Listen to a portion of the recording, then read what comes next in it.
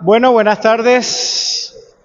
Para honrar un poco con el tiempo, tenemos una actividad hoy que es un poquito extensa con dos charlas donde vamos a tratar de brindarles diferentes tips para el control de infecciones y también para fidelizar a los pacientes de la mano del doctor Ilich Sevilla.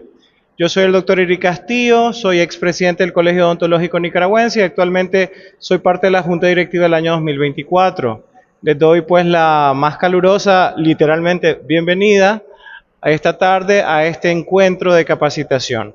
El Colegio Odontológico surge como una necesidad de capacitar al gremio odontológico, tanto estudiantes de odontología, odontólogos graduados, odontólogos especialistas, y también siempre hemos tenido unas actividades relacionadas con las asistentes dentales.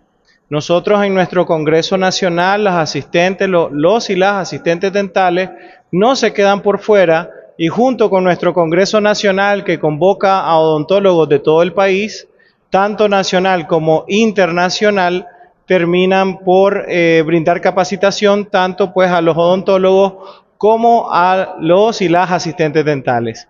Así que de esa manera estamos dándole la más cordial bienvenida para esta actividad. El tema que yo voy a dar es acerca del control de infecciones en el consultorio dental. Este tema es muy conocido por todos nosotros, ya que a lo largo de los años nosotros y la bioseguridad somos amigos siempre, ¿no? De hecho, el usar guantes, el tener que tener una gabacha, el tener que utilizar antisépticos es parte de nuestra labor odontológica. Sin embargo, esto se volvió aún más decisivo cuando vivimos nosotros un hecho histórico, que fue precisamente la pandemia. Con la pandemia, los protocolos de bioseguridad se tornaron mucho más en la palestra, estuvieron más en boga, puesto de que hay muchos profesionales de la salud que decidieron mejor no atender porque obviamente el riesgo era mayor que probablemente el beneficio que podrían lograr a sus pacientes. Así que cuando nosotros nos enfrentamos al consultorio odontológico, nosotros vamos a tener un riesgo biológico inherente en ese proceso. Cuando nosotros estamos en un consultorio odontológico, de por sí nosotros ya nos exponemos a algo peligroso. ¿Y qué son esas cosas peligrosas? Bueno, ¿qué cosas pueden ser? Eso que pueda ser un riesgo biológico en la consulta. ¿Qué podría ser algo biológico riesgoso a lo que yo me expongo en el consultorio? ¿Qué podría ser? Por ejemplo, miren, esos son sitios que normalmente nosotros manipulamos a la hora de atender a un paciente. Obviamente hay lugares donde nosotros tomamos más contacto que otros. Por ejemplo, lo que sería la cabecera del paciente, nuestra escupidera, nuestra unidad, nuestra lámpara y también pues todos los otros aditamentos en menor grado que tenemos alrededor del cubículo del consultorio odontológico.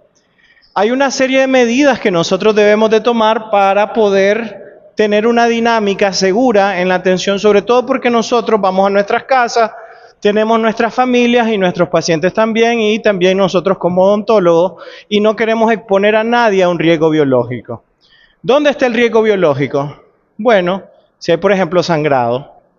Si usted está haciendo, por ejemplo, el odontólogo que usted con el que trabaja o la odontóloga están haciendo una limpieza y el paciente tiene bastante tiempo de que no llega a hacerse una limpieza, ese paciente va a tener unas encías bien inflamadas y a la hora de pasar la cureta, a la hora de pasar el cavitrón o el ultrasónico, vamos a tener sangrado. Y en ese sangrado vamos a tener bacterias o microorganismos que tengan en la sangre, pero también vamos a tener que se van a combinar con la saliva y se van a combinar también con el medio en el que estamos. Así que la sangre es un medio de contaminación porque ahí encontramos muchos elementos microbiológicos que pueden generar enfermedades como hepatitis, como tuberculosis, como sífilis, como VIH, como virus del herpes o papiloma. Así que nosotros podemos ver un paciente completamente sano, Caras vemos, situaciones sistémicas no sabemos. Entonces, si nosotros generamos en algún punto sangrado, vamos a tener ese problema. ¿Qué otra cosa hay cuando nosotros atendemos a un paciente? Hay flujo salival, hay saliva. Para eso tenemos ahí la succión. Y sufrimos, lloramos cuando se nos daña la succión. Y tenemos dos succiones, la de alta y la de baja. Precisamente cuando el flujo de líquido que nosotros generamos es mayor, cuando estamos realizando, por ejemplo, la preparación de varias coronas, o por ejemplo, estamos realizando algún procedimiento quirúrgico y necesitamos refrigeración para el fresado de la estructura ósea. Pero no solamente eso hay ahí. También tenemos una pieza de alta velocidad que produce esta ola de pequeñas gotitas que pueden ser combinación de sangre, saliva y también lo que hay en el reservorio de agua de la clínica. Todos esos fluidos que podemos encontrar ahí se esparcen por todo ese cubículo cerrado que tenemos nosotros ahí en la consulta. Yo me imagino que la mayoría de ustedes están en un consultorio donde están esas 4 paredes cerradas y tienen un buen aire acondicionado ahí. Entonces, cuando ustedes o su doctor está haciendo la preparación, ahí vamos a tener un montón de micropartículas que esas van a ir combinadas con saliva, agua, restos de tejido y eventualmente sangre. Todo eso nos lleva a nosotros a que tenemos que tomar en cuenta ciertas medidas para protegernos a nosotros, a nuestra familia, a los pacientes con los que nosotros en colaboración con el odontólogo terminamos por atender. Así que, y también tenemos pacientes que llegan a la consulta y llegan enfermos, llegan con gripe, tienen tos, tienen algún cuadro respiratorio. Entonces, si ese paciente está pasando por una enfermedad, quizás ya se le pasó la gripe, dice él, pero todavía quedan unas cuantas bacterias que aunque yo no sepa que estuvo enfermo, puede trasladarlo a otro sitio. Entonces, vemos que el medio odontológico es un medio donde podemos encontrar varios agentes patógenos que nos pueden enfermar. Entonces, si nosotros nos vamos a lo que dice la literatura, vamos a encontrar algunos artículos como este, que nos habla acerca de los conocimientos de desinfección que tienen, por ejemplo, los dentistas en el Ecuador para el manejo de una impresión dental. ¿Cuántos de ustedes en la clínica donde ustedes colaboran hacen puentes fijos, coronas, carillas? Levánteme la mano. Tenemos ahí 2, 3, 4, varias clínicas hacen eso. Una toma de impresión es un procedimiento relativamente sencillo, pero tiene aunque no es una cirugía como una extracción de una tercera molar, no es como un tratamiento periodontal donde vamos a quitar cálculo o un paciente que tiene bastante inflamadas las encías, nosotros vamos a tener en la toma de impresión un cultivo de bacterias. Así que cuando yo tomo la impresión del paciente, quiera o no, yo estoy llevándome consigo microorganismos del paciente. Y normalmente, esa impresión se la llevan al laboratorio. A veces la va a dejar el doctor, otras veces llega un motorizado a llevársela. Aquí tenemos otro artículo que nos habla acerca de la bioseguridad contrastado entre las clínicas privadas y públicas. Esto es un estudio en el Reino Unido. Este es otro estudio que habla acerca del control de las infecciones en el consultorio odontológico. Y este artículo es el punto de partida de muchos de los tips que vamos a dar hoy en día.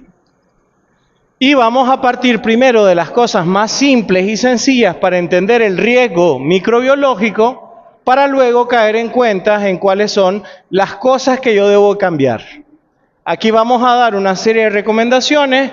Usted de repente algunas ya la hace, otras quizás todavía no, pero lo bueno es que lo puede implementar ya el lunes que usted se incorpore a sus actividades en el consultorio.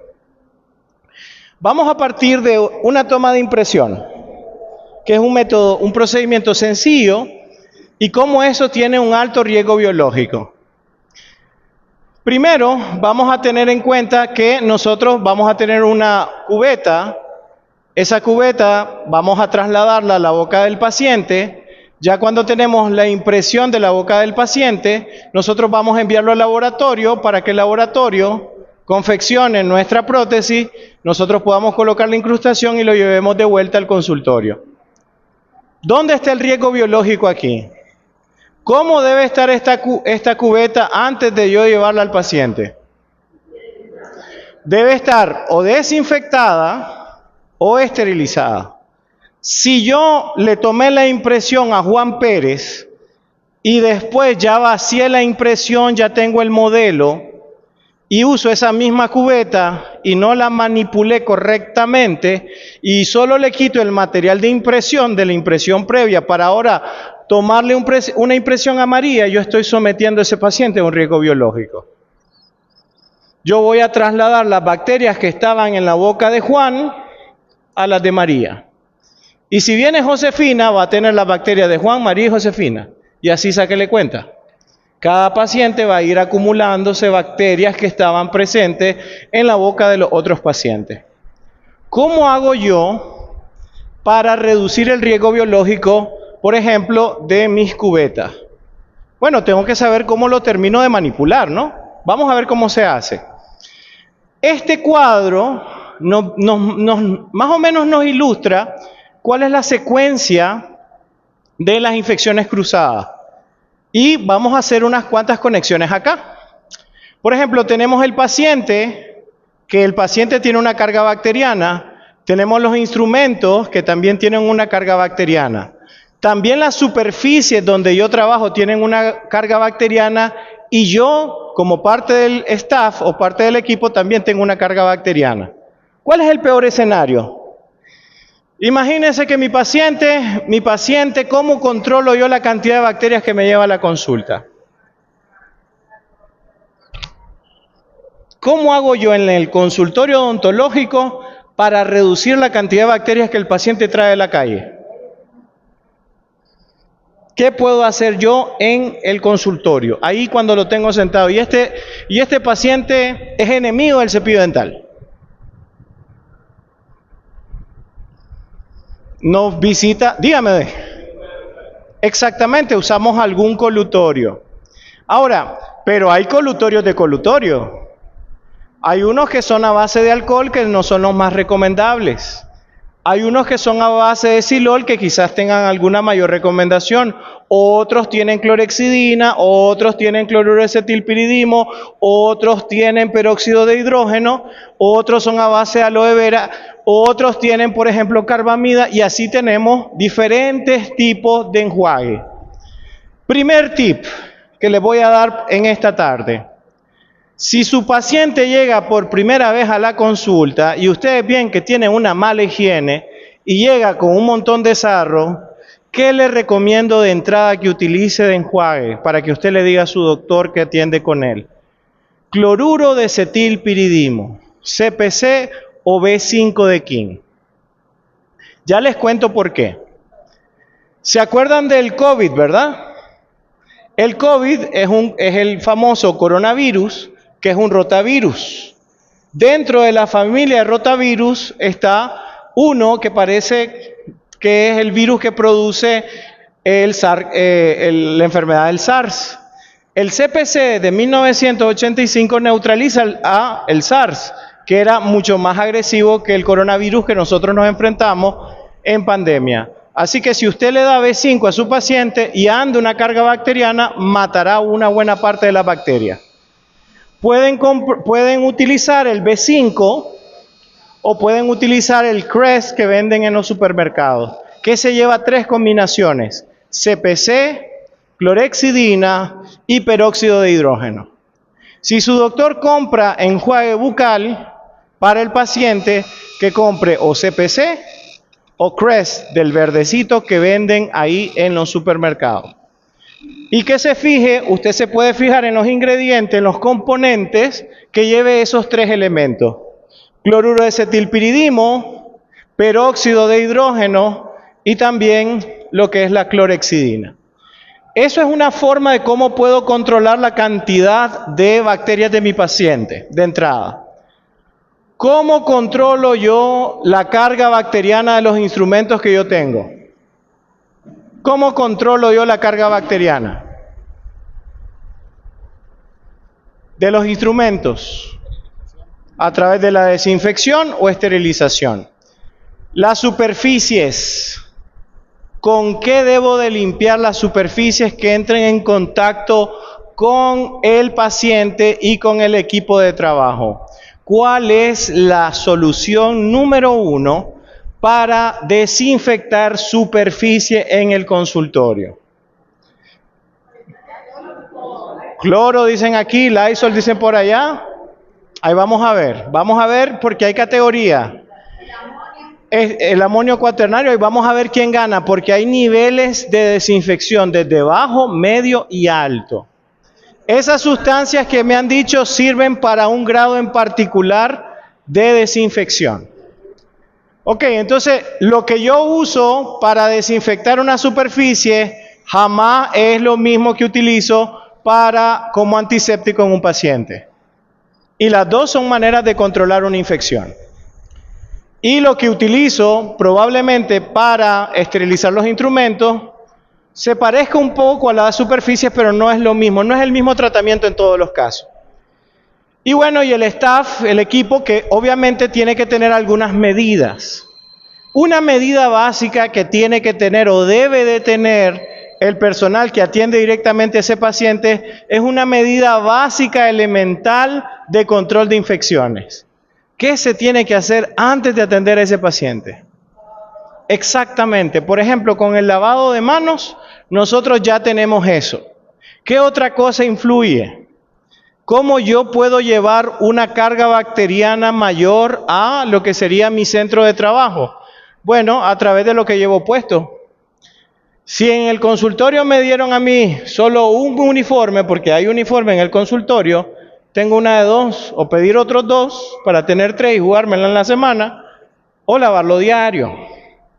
O llevar una ropa a la consulta y cambiarme ahí, y luego que termine mi jornada, no irme en la ruta, no irme en el taxi, no irme en la moto con la misma ropa con la que yo voy a andar atendiendo a mi paciente. Entonces, hay formas de cómo yo puedo llevar muchas bacterias al medio de trabajo y también maneras de cómo lo puedo controlar. ¿Claro con este esquema? Sí. Ok, perfecto. Fíjense que hay formas que son más bioseguras, por ejemplo, para la toma de impresiones. Si nosotros utilizamos otro método, por ejemplo, en vez de usar impresiones, utilizamos sistemas como el CAD/CAM o utilizamos escáner, nosotros reducimos muchísimo el riesgo de infecciones. Así que si en su clínica toman impresiones utilizando los escáneres, ustedes ya tienen un riesgo biológico más bajo. Miren, ya no está en rojito, sino que está en gris y tienen un bajo riesgo de contaminación. Si tenemos un bajo riesgo de contaminación, significa que no es de cero. ¿Qué cosas nos están aportando bacterias a esa cita si el paciente se le va a tomar la impresión a través de un escáner? ¿Qué factores están condicionando ahí la posible contaminación de la zona? Uno, el paciente. El paciente siempre va a ser un elemento que lleve bacterias. ¿Y cuál puede ser otro? Bueno, yo tengo que meter algo en la boca del paciente para poder hacer el registro, que en este caso sería la parte activa de mi escáner. Aparte que estoy yo y están los instrumentos que yo uso. Pero si se usa un escáner, es mucho más bajo la posibilidad de que se produzcan infecciones. Entonces vamos a ver con algunos cuantos ejemplos cómo nosotros podemos hacer un control de infecciones distinto. Así que a continuación yo les voy a dar una serie de tips para que ustedes valoren cuáles usan, cuáles no. También tenemos algunas preguntas ahí pendientes, como cuáles son las mejores sustancias como para lograr algún tipo de desinfección. Muy bien. Primero vamos a partir de los principios de bioseguridad. En el medio existen muchas bacterias.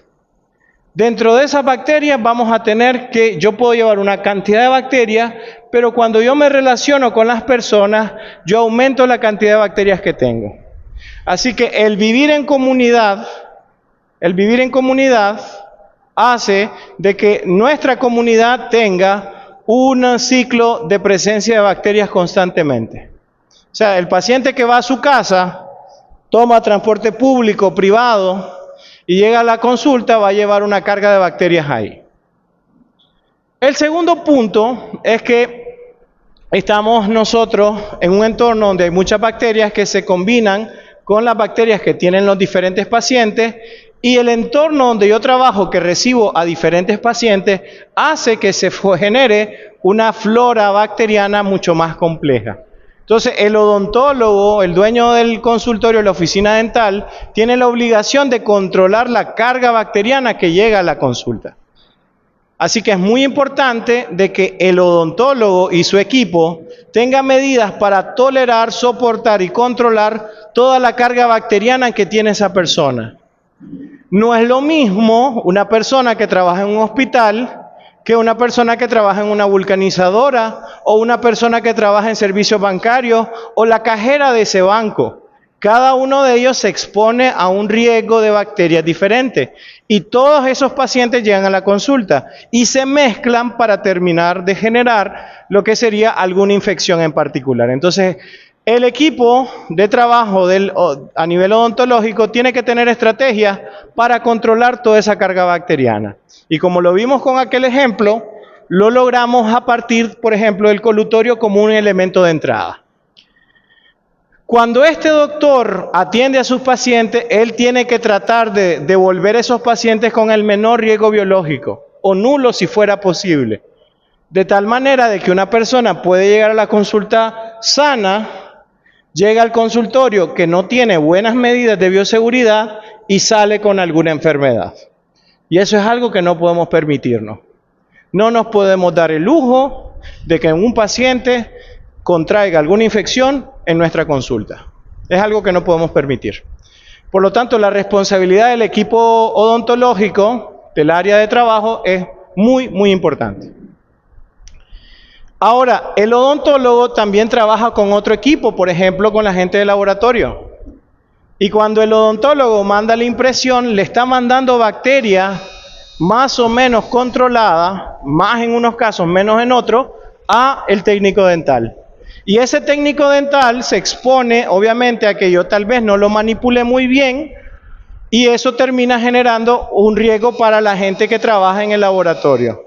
Y esa gente del laboratorio, al recibir varias muestras, reciben más bacterias que luego me mandan un tratamiento, una corona, un puente, que pues yo también tengo que saber cómo manejar.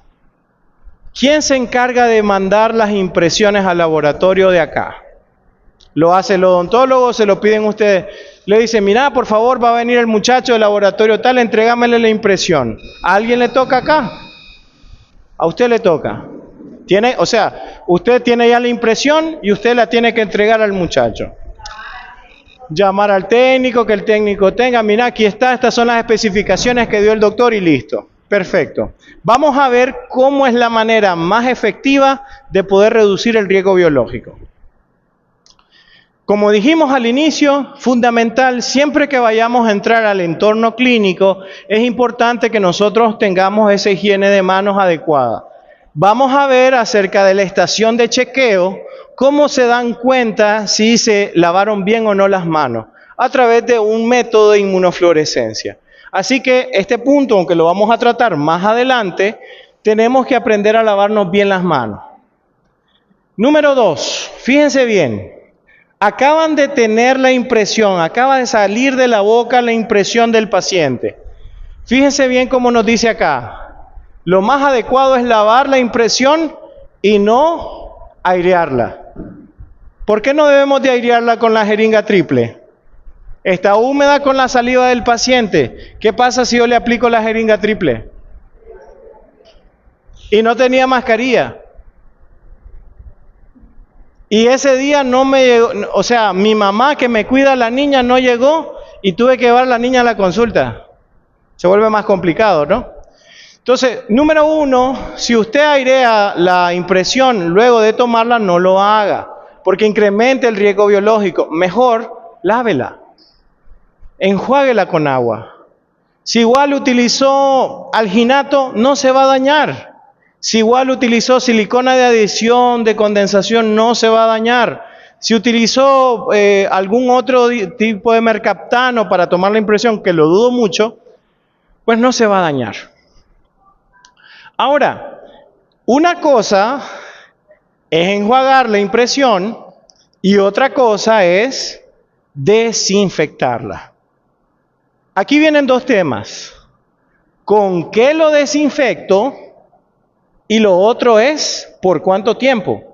¿Cuánto es el tiempo que yo debería de dejar reposar mi antiséptico sobre la superficie? ¿Lo debo de colocar como un líquido sobre la impresión o lo tengo que colocar como un aerosol, un atomizador sobre la superficie? Es algo que vamos a contestar. Ténganlo ahí en mente. Vamos a ver, ustedes solitos se evalúan como bien o como mal, si lo contestó bien o mal. Fíjense bien, si usted tiene un material de impresión, que puede ser una silicona de condensación o adhesión, una buena manera de desinfectarlo es a través de la inmersión. O sea, tenemos un líquido desinfectante y en ese líquido desinfectante voy a dejar caer mi impresión. ¿Qué puedo hacer también? Bueno, puedo utilizar un spray o lo puedo almacenar con el spray colocado sobre la superficie. La otra cosa es cuánto tiempo lo voy a dejar ahí. Entonces, esto nos dice, tengo una impresión de silicona, lo más común. Yo puedo tener un recipiente donde coloco el líquido y ese líquido inmerso o sumerjo lo que sería la impresión. O tengo mi impresión que ya previamente fue enjuagada y le aplico con un spray el antiséptico o el desinfectante sobre la superficie. Aquí tenemos que tener dos preguntas. ¿Qué sustancia y por cuánto tiempo? Ya llegaremos ahí. Si estamos utilizando, por ejemplo, alginato, la inmersión no es una buena recomendación. Sumergirlo en ese líquido no es recomendable, pero sí colocarlo con spray sí. Entonces aquí tenemos dos cosas. Si yo lo sumerjo en el líquido, sí puedo distorsionar la impresión. Si es alginato. Si es silicona no pasa nada, eso es por las propiedades que tienen estos materiales. El alginato viene de una alga que es higroscópica, significa que acumula agua, así que se puede expandir y la impresión me puede quedar con defecto. Lo mejor si tengo una impresión diagnóstica con alginato es simplemente colocarle un spray sobre la superficie.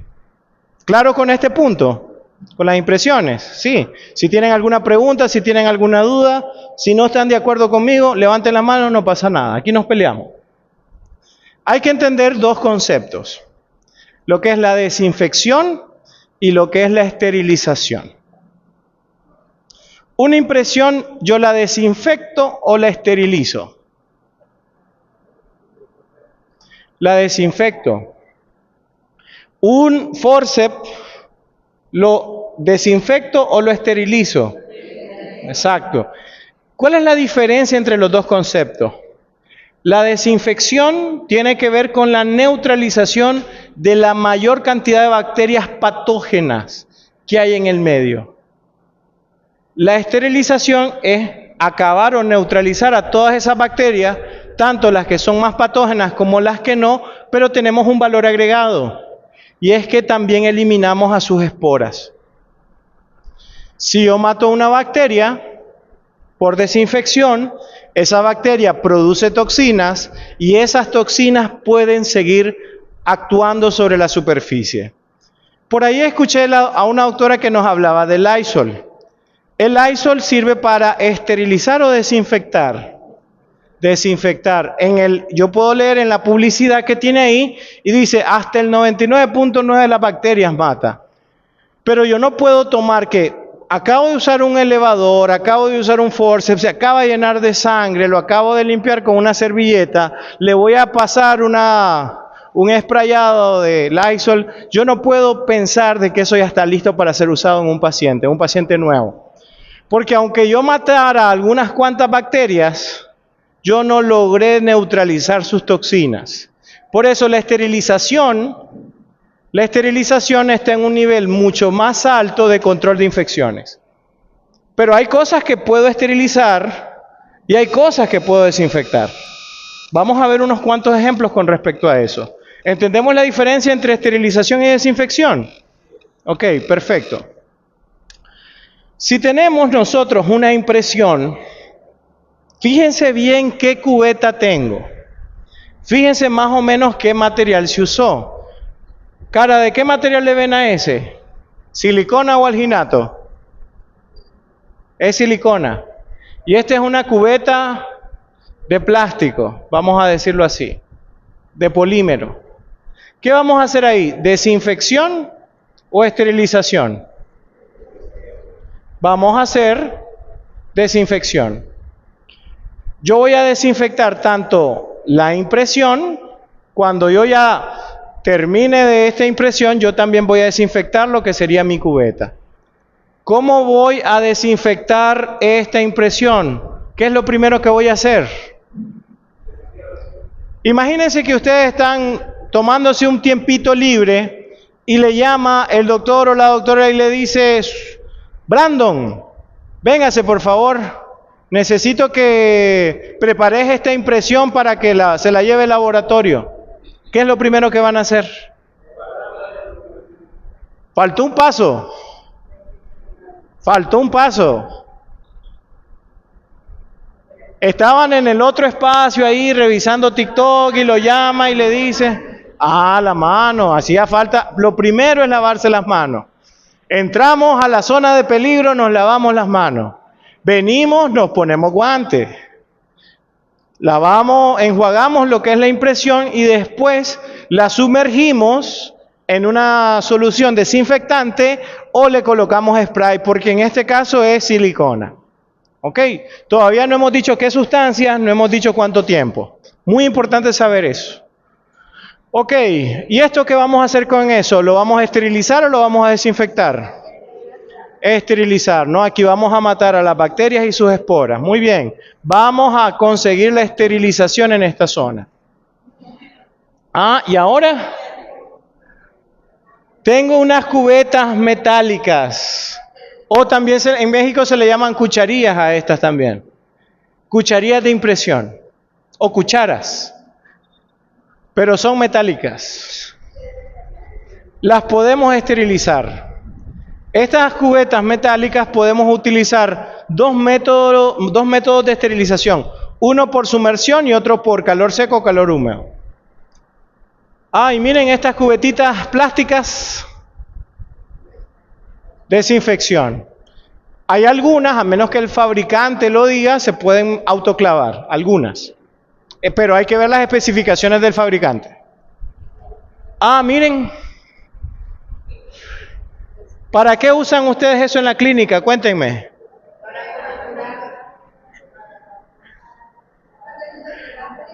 Y se tienen que limpiar después de cada paciente, ¿verdad?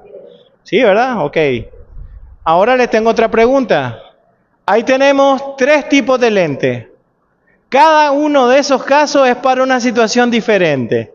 Vamos con el primer escenario. La señora que tiene estos lentes claros, transparentes, ¿para qué? ¿Cuál es el objetivo? Pero los 3 me van a evitar que una gotita de saliva o de agua o de sangre le caiga en la conjuntiva.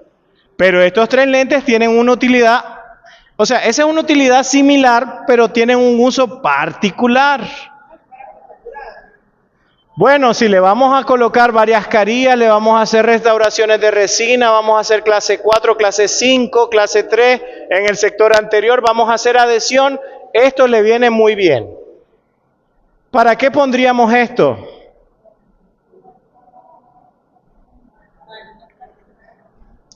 Podría ser para una extracción dental, una limpieza dental, esa sería una buena opción. Van tal vez aquí a hacer algún procedimiento odontológico muy básico donde vayan a usar una pieza de alta velocidad donde puedan haber contacto con las gotitas, el flushing, las gotitas de saliva, eso sirve muy bien. Entonces aquí yo creo que lo tienen bien claro. Vamos a utilizar algún sistema adhesivo, vamos a realizar algún procedimiento convencional. Mi recomendación es, un consejo, un tip sobre el tip en este caso es: siempre tratemos de colocarle lentes de protección a nuestro paciente.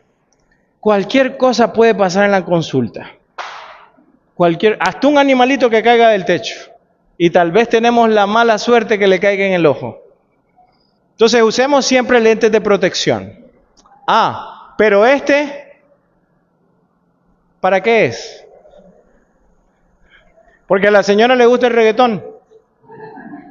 Le gusta el flow. Eso se utiliza para procedimientos que se realizan utilizando láser.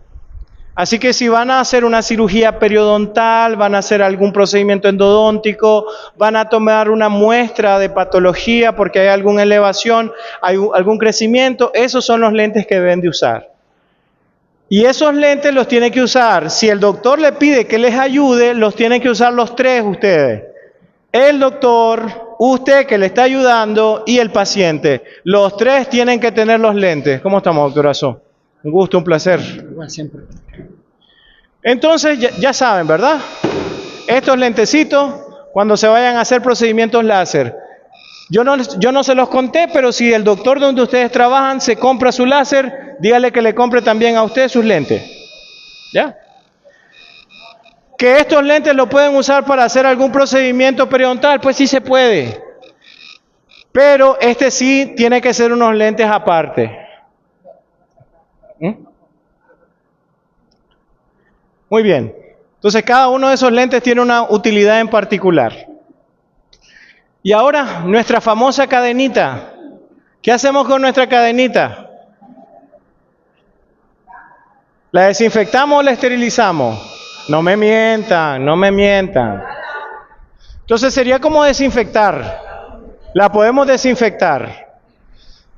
En algunas ocasiones, cuando yo la esterilizo, sobre todo si es metálica como esta, cuando la esterilizo, cuando por ejemplo hubo una parte donde yo percibo de que cayó algún resto de material biológico ahí como saliva o sangre. Entonces ahí sí la puedo esterilizar, si no la puedo desinfectar y la puedo sumergir. Lo único que estas no son de acero inoxidable, así que no van a durar mucho tiempo. Desde ya les digo. Aquí tenemos una pinza de ortodoncia. ¿Quién le asiste a algún ortodoncista acá? Sí, asiste al ortodoncista. Sí, o sea, le asiste como tiene un doctor que es ortodoncista y le colabora, pues. ¿Qué hacen con las pinzas? ¿La esterilizan o la desinfectan? Perfecto. Pero si solo corté un alambre, igual la tiene que esterilizar. No ande con no sea codo en ese sentido, ¿no? Si no, dígale al doctor, no sea así, que le cuesta. Yo la voy a lavar y todo, solo métale el autoclave, ya después de estar preparada. Muy bien. Pero miren acá. Si por un lado tenemos nuestro forceps y por otro tenemos nuestra pinza de ortodoncia. Uno se llenó con sangre, y el otro se llenó con saliva. Vamos a manejarlos diferentes. Los dos los tengo que esterilizar. Aunque esto sea sangre y esto saliva, a los dos los tengo que lavar, secar y esterilizar. Porque recuerden que ese es un vehículo que transfiere bacterias al sitio. Las limas de endodoncia, las desinfecto, las esterilizo. Perfecto. Ahora, no sé si en donde ustedes colaboran tienen ultrasónico. Las limas, si yo tengo un cepillo para lavar los instrumentos, el mismo cepillo para lavar forceps, espejo y lima, la lima no me va a quedar tan bien. Yo puedo tener un ultrasónico, aunque sea pequeño, para fresas y limas, se colocan con la solución correcta sobre la superficie y se deja por lo menos unos 5 minutos en el ultrasónico para poder quitar todos los detritos y restos de dentina que puedan quedar en la lima. Porque es imposible que con un cepillo yo lo pueda quitar esas pequeñas cantidades de material remanente. Incluso a veces se hacen tratamientos de retratamiento y se utiliza una que otra lima. A veces hay necrosis pulpar, otras veces hay pulpitis, entonces la carga bacteriana cambia, pero siempre tenemos que procurar cómo higienizar de la mejor manera nuestras limas. Bolsas de esterilización. ¿Esas para qué van? Para esterilización. ¿Qué cosa pasa cuando ustedes, imagínense, tienen un montón de bolsas de esterilización y de repente guardan los instrumentos por categorías, ¿no? Estos son los básicos, esto es lo de operatorio, esto es lo de cirugía, esto es lo de endodoncia. Y pasa muchas veces con los de endodoncia, con los de cirugía, que cuando varias bolsas de esterilización están unas encima de otras, ¿qué puede llegar a pasar? Que se rompa. ¿Y qué pasa si yo mientras estoy acomodando me doy cuenta que una bolsa está rota? Saco todo ese instrumento, lo lavo, lo seco, lo meto en bolsa y lo vuelvo a esterilizar. No lo voy a trasegar a otra bolsa. Sí, pero si lo voy a esterilizar, sí, lavándolo previamente. ¿Cuánto tiempo tengo que dejar una sustancia, un elemento para desinfectarlo? Que no se les olvide el tiempo. 10 minutos es el gol estándar. Si ustedes van a sumergir algo o van a colocar un spray desinfectante sobre una superficie, que sea por 10 minutos. Eso es lo que hemos estado preguntando desde hace tiempo. ¿Cuánto tiempo vamos a dejar la solución, la sustancia sobre la superficie? Y dijimos 10 minutos. Ya sabemos cuánto tiempo. ¿Por qué 10 minutos? Porque 5 es muy poco para neutralizar a una gran cantidad de bacterias. Y después de 10 minutos no logramos mayor efecto. Ay, lo voy a dejar toda la noche para ver